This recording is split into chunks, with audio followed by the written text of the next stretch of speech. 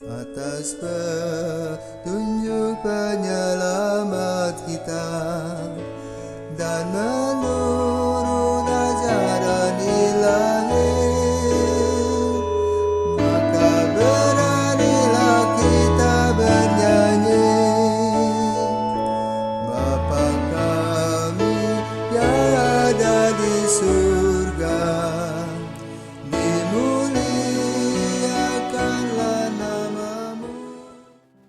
Saudara-saudari terkasih, selamat pagi. Salam jumpa lagi dalam Sabda Siap Saji, Jumat 7 Januari 2022, hari biasa sesudah penampakan Tuhan dan juga Jumat pertama di bulan Januari 2022. Maka marilah kita berdoa dalam nama Bapa dan Putra dan Roh Kudus. Amin.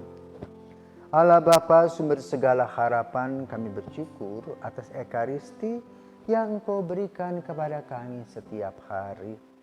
Curahkanlah roh Yesus Kristus Putramu kepada kami, agar damai-Mu menaungi bumi dan menjadi sumber kebahagiaan kekal bagi semua orang, sebab Dialah Tuhan pengantara kami, kini dan sepanjang masa. Amin. Tuhan bersamamu dan bersama rohmu. Inilah Injil Yesus Kristus menurut Lukas. Dimuliakanlah Tuhan. Sekali peristiwa Yesus berada di sebuah kota. Ada di situ seorang yang penuh kusta. Ketika melihat Yesus, tersungkurlah si kusta dan memohon, "Tuhan, jika Tuhan mau, Tuhan dapat menahirkan aku." Maka Yesus mengulurkan tangannya menjamah orang itu dan berkata, "Aku mau, jadilah engkau tahir." Seketika itu lenyaplah penyakit kustanya. Yesus melarang orang itu memberitahukan hal ini kepada siapapun dan ia berkata, "Pergilah, perlihatkanlah dirimu kepada imam dan persembahkanlah untuk penahiranmu persembahan seperti yang diperintahkan Musa sebagai bukti bagi mereka."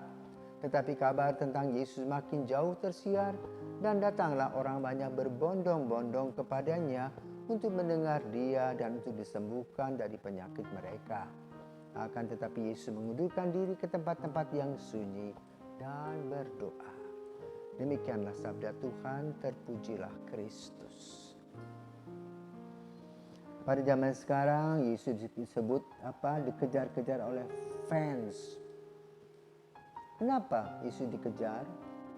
Karena bersama dengan Yesus orang merasa aman dan nyaman.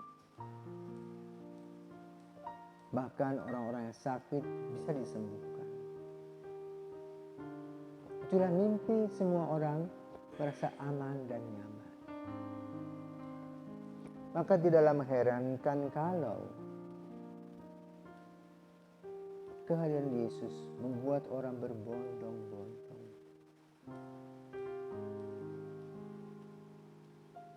Coba kita perhatikan, ya, di mana-mana bila ada ibadat penyembuhan atau juga misa penyembuhan, orang datang. Kenapa? Karena kita semua sakit. Sakit itu terdiri dari sakit jasmani, sakit jiwa, sakit rohani. Maka kita ingin disembuhkan oleh Yesus secara gratis. Kalau kita sakit jiwa, kita mesti bayar pada psikiater. Kalau kita sakit gigi, kita mesti bayar.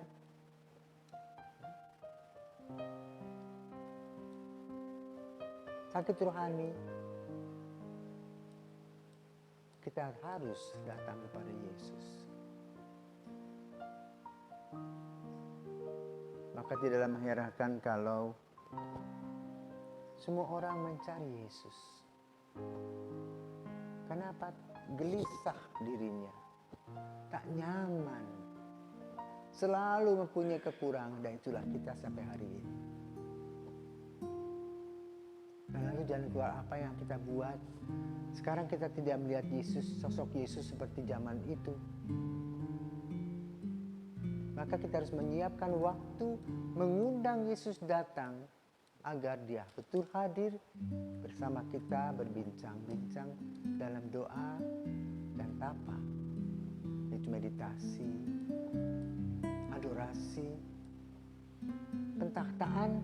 Biasanya pada hari Jumat pertama, orang duduk adorasi. Membiarkan Yesus betul memberkati kita dan kita berada di dalam seluruh auranya.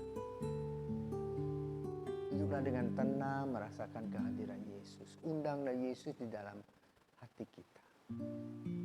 Inilah upaya-upaya kita pada zaman sekarang.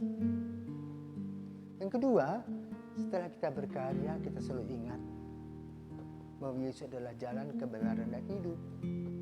Maka apa yang harus kita lakukan? Ya kita lakukan sesuai dengan jalan kebenaran dan hidup. Dengan kejujuran, dengan ketekunan, dengan kesetiaan dalam dunia pekerjaan. Sehingga kita merasa tenang. Walaupun mungkin banyak di sana sini godaan. Untuk korupsi, untuk hidup senang-senang. Kalau kita punya prinsip dengan menggunakan kata-kata Yesus, akulah jalan kebenaran dan hidup, maka kita akan menjadi lebih tenang. Jadi tidak usah gusar karena Yesus berada di mana-mana dan selama 24 jam dia mau melayani kita. Duduklah dengan tenang, bacalah sabdanya, renungkanlah, ambillah waktu. Pasti kita mendapatkannya. Maka dia katakan, barang siapa memiliki anak Allah, ia memiliki hidup. Barang siapa tidak memiliki dia, ia tidak memiliki hidup. Kata-kata ini perlu kita camkan dengan baik. Itu bagaimana kita mengundang Yesus. Mengundang dalam arti apa? Seperti orang kusta.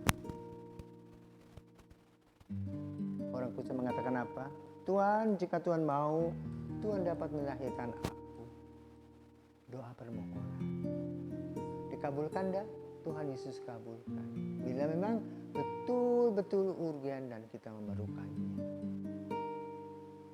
Namun dalam tata aturan Musa ada syarat. Seorang harus menghadap imam, membawa persembahan sebagai tanda syukur. Akibat si kusta sembuh, maka dia menceritakan kemana-mana. Dan lalu Yesus viral. Dan sampai hari ini Yesus ini viral sebetulnya. Kita bersyukur karena kita mengimani Yesus Putra Allah. Maka marilah kita minta rohnya hidup dalam diri kita. Sehingga kita disembuhkan sebagaimana seorang yang berpenyakit kusta. Karena kita juga mempunyai kusta rohani. Renungkanlah apa yang disebut kusta rohani. Yang busuk-busuk yang kalau diketahui kita takut dan malu.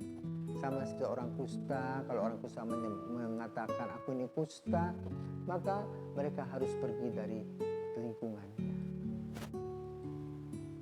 Tinggal di sebuah tempat. Karena disangka itu penyakit menular. Pada zamannya wajar. Sama seperti kita toh saat ini kena pandemi harus isolasi di karantina. Mari saudaraku terkasih, kita mempunyai satu pandangan, harapan, dan juga kekuatan permohonan kita seperti orang kusta. Untuk selalu dan senantiasa ditahirkan, disembuhkan. Karena kita adalah orang-orang yang sakit. Semoga Tuhan memberkati.